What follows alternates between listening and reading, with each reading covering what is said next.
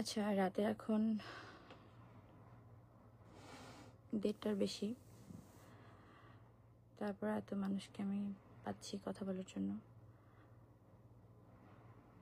প্রায় না 5,000 মানুষজন।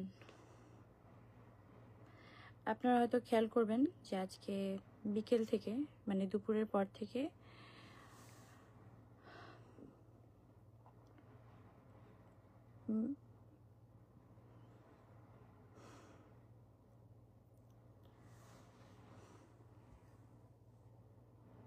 আমি কিভাবে স্টার্ট করবো বুঝতে পারছি না, সরি। যে খুব হেডিং দেখছিলেন যে গৃহকর্মীকে মারধর, শব্দ করে একটু দরজাটা চাপিয়ে দাও। মারধরের অভিযোগ নিয়ে একজন থানায় আসলে আমার নামে অভিযোগ করেছেন, যিনি কিনা দাবি করেছেন যে উনি আমার বাসার গৃহকর্মী।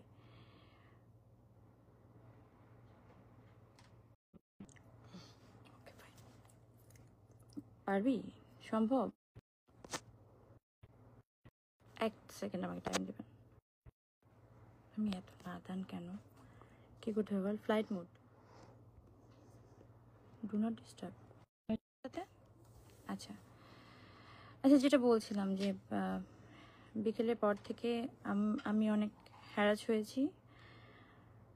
শুধু ফোন কল না, নানা রকমভাবে, যে আমি আমার গৃহকর্মীকে ফিজিক্যালি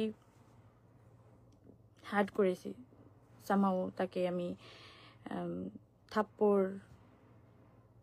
থাপ্পড়ই তো নাকি অন্য কিছু বলছে। তো উনি আমার নামে একটা সাধারণ ডায়েরি করেছে ভাটরা থানায়, যেহেতু আমি বসুন্ধরাতে থাকি। আমার আর কোনো প্রাইভেসি থাকলো না যে আমি কোথায় থাকি, কিভাবে থাকি না থাকি, যাই হোক। এনিওয়ে, কিন্তু আপনারা আমার বিগত জীবনযাপন দেখলে বুঝবেন যে আমার পুরো ফ্যামিলিটাই হচ্ছে, এত মানুষ আমার সাথে এত রাত, আই এম সো ব্লেসড। যাই হোক, আমার যেটা বলার সেটা আমি বলি যে বিগত জীবনযাপন আমার যদি আপনারা একটু নজর দেন তাহলে বুঝতে পারবেন যে আমি আমার কোনো আত্মীয় স্বজন নিয়ে আমার লাইফ লিড না। আমার পুরো, আমি এত চেয়েছি যে ইমোশনাল হব না।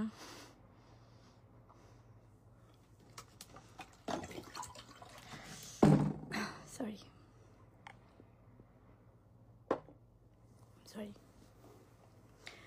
পরিবারটাই হচ্ছে আমার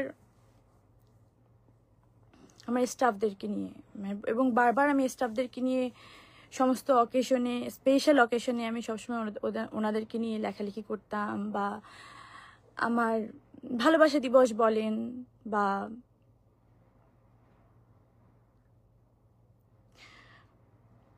মাদার্স ডে, ফাদার্স ডে, যাই বলেন না কেন, আমি কিন্তু ওনাদেরকে নিয়েই লিখতাম, কারণ ওনারাই আমার পরিবার, ওনাদেরকে নিয়েই আমি থাকি।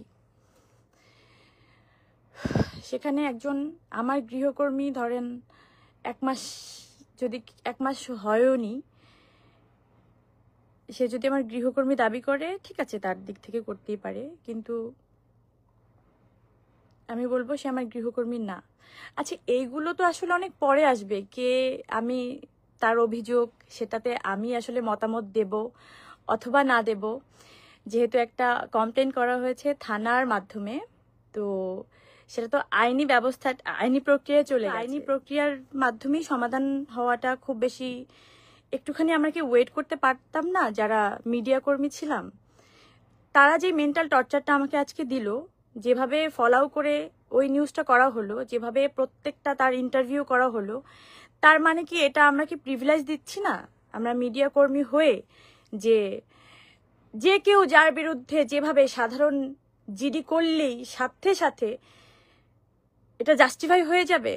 আপনারা কথা বললে আসলে কিন্তু এটা জাস্টিফাই হয়ে যায়, আপনারা যেভাবে কথা বলেন, মানে যেভাবে কথা বলেছেন আজকে সারা দিন। ইভেন আমি এই লাইফটাতে কখনোই এভাবে হয়তো আসতাম না, আমি যদি দেখাই, আপনারা যদি একটু সার্চ করেন, আলোর মতো আমি নামই নেই, প্রথম আলোর মতো একটা স্টাবলিশড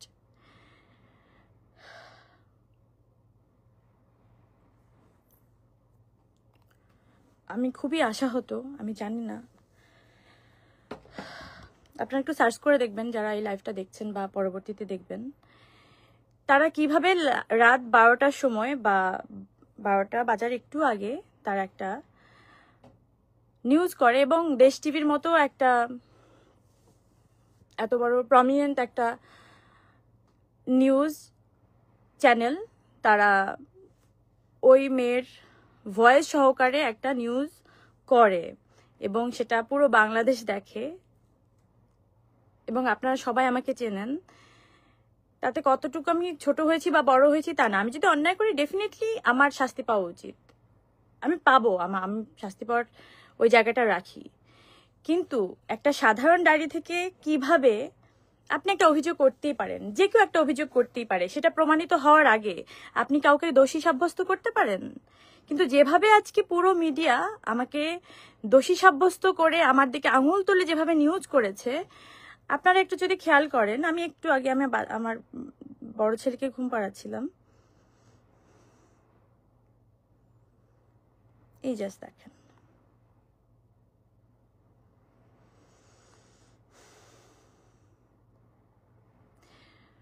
1 ঘন্টা পরিমণির বিরুদ্ধে গৃহকর্মী নির্যাতনের অভিযোগ, যা বলেছে পুলিশ, বা পুলিশ যা বলছে। তো পুলিশ যা বলছে সেটা কিন্তু কোনো বলা বলি নেই, পুলিশ বলছে ওই 1 লাইন নিচে 1 লাইন দিয়ে দিল, কিন্তু পুরো নিউজের মধ্যে দেখবেন ওই মেয়েকে কি বলেছে, পুরো ডেসক্রিপশনে ওই মেয়ের পুরো বক্তব্য এমনভাবে ফলাও করে প্রচার করা হলো, যাতে যেমনভাবে আমি একদম দোষী সাব্যস্ত হয়েই গেছি। তো এই মিডিয়া ট্রায়াল কবে বন্ধ হবে বা কেন হচ্ছে? আমি যখন জেলে গেলাম, যখন আমাকে একটা মিথ্যা অভিযোগে আমাকে অ্যারেস্ট করা হলো, তখনও যেভাবে 1 মাস ধরে 7 দিন রিমান্ড আর 20 দিন জেল, তো রিমান্ডের কথা বাদই দিলাম, সেটা কি হচ্ছে আপনারা সবাই জানেন। এই 27 দিন ধরে অন্য কোনো নিউজের কি কোনো বালাই ছিল? অন্য কোনো নিউজের কোনো কাটতে ছিল না, শুধু আমার এই নিউজটা। আজকে পরিমণি কি খেলেন, কোথায় ঘুমালেন, কম্বল দেওয়া হলো কিনা, তাকে কোন থালায় খাবার দেওয়া হলো, মানে এত নোংরাভাবে নিউজগুলো ফলাও করা হচ্ছিল, যাতে সাধারণ আমজনতা, সাধারণ পাবলিকের মধ্যে একটা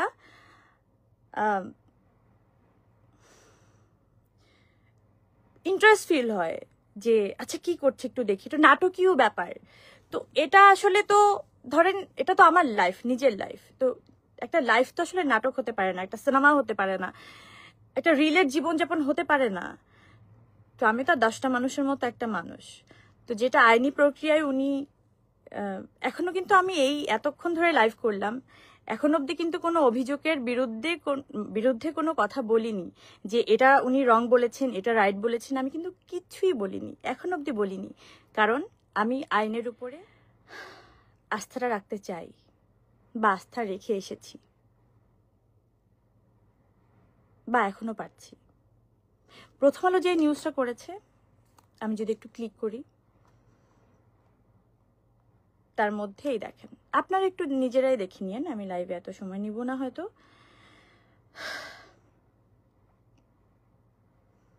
তার মধ্যে পুরোটাই ওই মেয়ের বক্তব্য, ও তার মধ্যে মধ্যে আমার প্রেমের স্টোরিও দেয়া আছে, ক্লিক করলে দেখতে পারবেন। মানে যাই হোক, আমি আর 2 মিনিটের মধ্যে খুব সুন্দর একটা তথ্য আপনাদেরকে দিয়ে আমি এখান থেকে চলে যাব, পরে আপনারা মিলিয়ে নিন জিনিসগুলো যা হয়। কিন্তু আমি যেই সাফারটা করেছি আজকে সারাদিন, সেটা আসলেই কারোর সাথে হওয়া কাম্য কিনা আপনাদের কাছে প্রশ্ন রইল আমার। আমি পুরো মিডিয়াকে, হয়তো একটা মিডিয়া করেছে, 4টা মিডিয়া করেনি, কিন্তু এমন একটা মিডিয়া করেছে যে আরো 10টা মিডিয়া এটা প্রশ্নবিদ্ধ হচ্ছে, কারণ তারা প্রমিনেন্ট, তারা এস্টাবলিশড। তো যারা অনেক এস্টাবলিশড বড়, তাদের একটু ভেবেচিন্তে কাজ করতে হয়। যেহেতু তারা করেননি, এত রাতেও আমার আসলে এসব নিয়ে কথা বলতে হচ্ছে।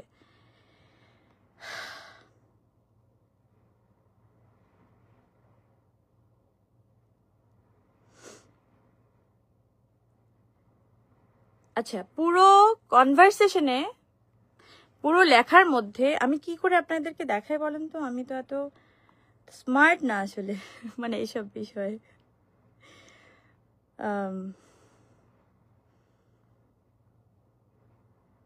আমাকে নাকি, আচ্ছা, লাস্ট অভিযোগ হচ্ছে, অভিযোগের বিষয়ে মন্তব্য জানার জন্য মুঠোফোনে নম্বর ও হোয়াটসঅ্যাপে বেশ কয়েকবার কল করা, খুদে বার্তা, কোনো সাড়া পাওয়া যায়নি। যেটা 1 ঘন্টা আগে অথবা 1.5 ঘন্টা আগে প্রথম আলো এটাকে পাবলিশ করলো।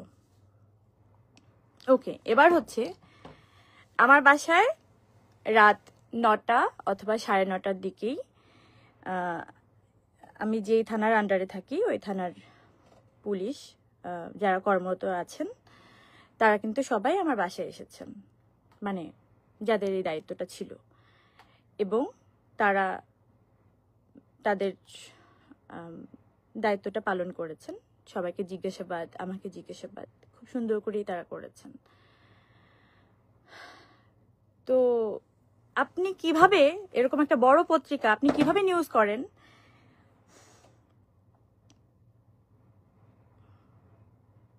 আপনি সন্ধ্যার সময় করতে পারতেন, রাতে করতে পারতেন। আপনি রাত 12টার সময় কিভাবে এই নিউজটা করেন যে তাদের সাথে আমার কোনো কথা হয়নি বা কোনো কনভারসেশন হয়নি? আমি তো আমার বাসায়, আমি কি পালিয়ে গেছি?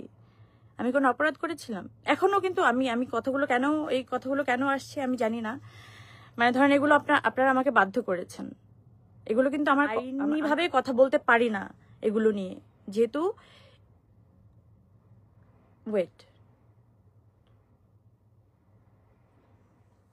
আচ্ছা, আপনারা এত মিডিয়া কিভাবে জানেন যে একটা সাধারণ ডায়েরি হলো?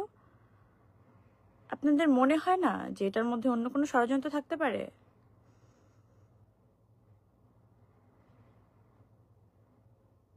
মানে একবারও কেন মনে হলো না আপনাদের? দেখেন, মানে কেঁচো খুঁজতে বা সাপ না বেরিয়ে যায়। আমি তো অনেক কিছু নিয়ে মুখ বুজেছিলাম বা মুখ বুজে আছি। আমি আসলে থাকতেও চাই তাই। আমার 2টা বাচ্চা, আমার এই ফ্যামিলি, আমার এই সুখ শান্তি, আমার কাজ, আমার জীবনযাপন এই নিয়েই থাকতে চাই। কিন্তু দেখেন, আমার বাসায় তো 9 বছর ধরেও একজন কাজ করে।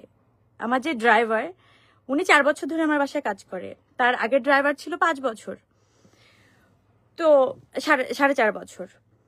তো এরকম বহুত মানুষ আমার বাসায় বছরের পর বছর কাজ করে। কই, তারা তো কোনো অভিযোগ করলো না। এই একটা মেয়ে কেন এই 1 মাসের মধ্যেই এসে এত অভিযোগ করলো? 1 মাসও হয়নি। আর যাকে কিনা আমি অ্যালাউ করেছি কিনা, আমার কোনো মন্তব্য আপনারা কি আসলেই পেয়েছেন? বা আমি দিতে চেয়েছিলাম, বা আমি দিয়েছি, সেটাও কি ফলো করে প্রচার করেছেন? করেননি। তো এগুলো অফ করেন, এগুলো করেন না।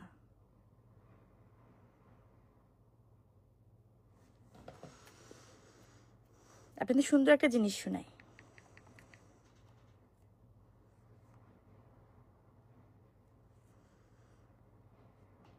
আমি কি এখনই সব প্রমাণ দিয়ে দেব?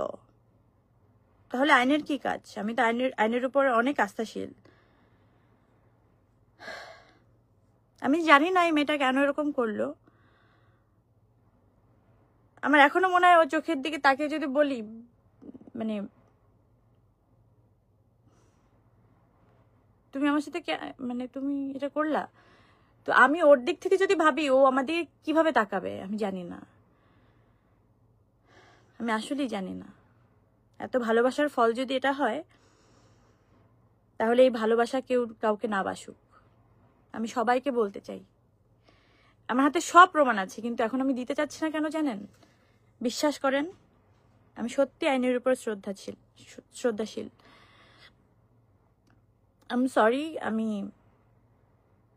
এই ফার্মলিং করার জন্য আমি এসবের জন্য প্রস্তুত ছিলাম না।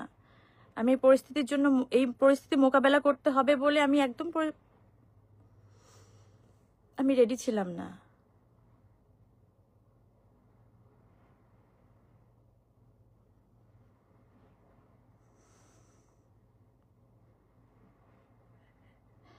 এত মিডিয়া ট্রায়াল বন্ধ করে দেন।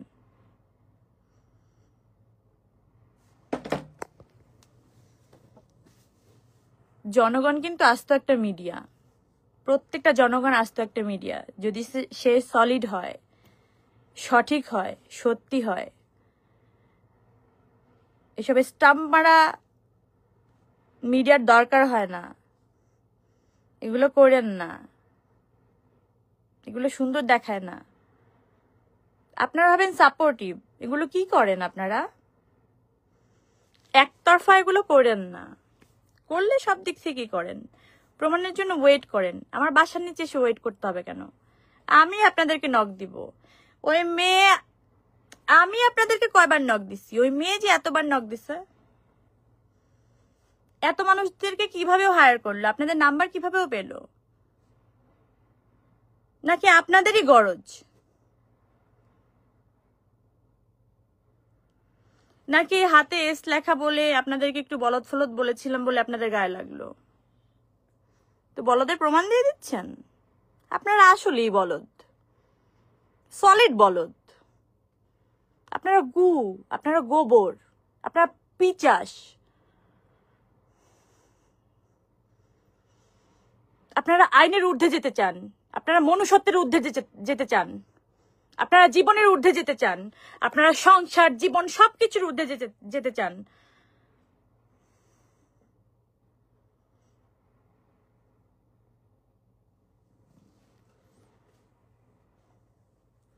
হিসাব কিন্তু একদিন দিতে হবে আপনাদের। হ্যাঁ, মিলাই নিয়েন ভাই, বাইচা থাকতে মিলাই নিয়েন। আর কালকে কি কি প্রমাণ চান না? প্রমাণ দিয়ে দিব না। আজকে না, আজকে দিব না। আজকে সম্ভব না, পসিবল না। আমি তো কমিটেড পারসন, আমি তো আইনের উপরে শ্রদ্ধাশীল। আমি তো দেখতে চাই। আর আপনাদের এসব মিডিয়ার ফালতু দৌড় বন্ধ করেন। দিন শেষে তো আপনারা মানুষ হয়ে যান, একটু মানুষ হিসেবে চিন্তা করেন।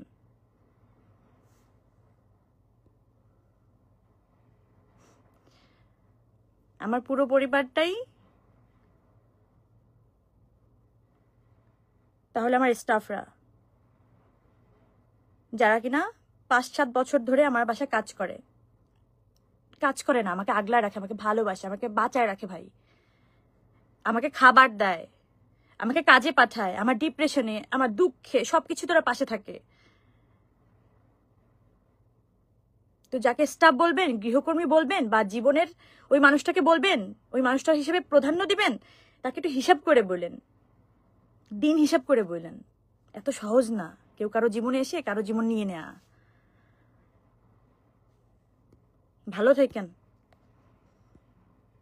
দেখা হবে খুব তাড়াতাড়ি, যদি বেঁচে থাকি। বেঁচে থাকতে হবে। দোয়া করেন আমার জন্য। Thank you so much.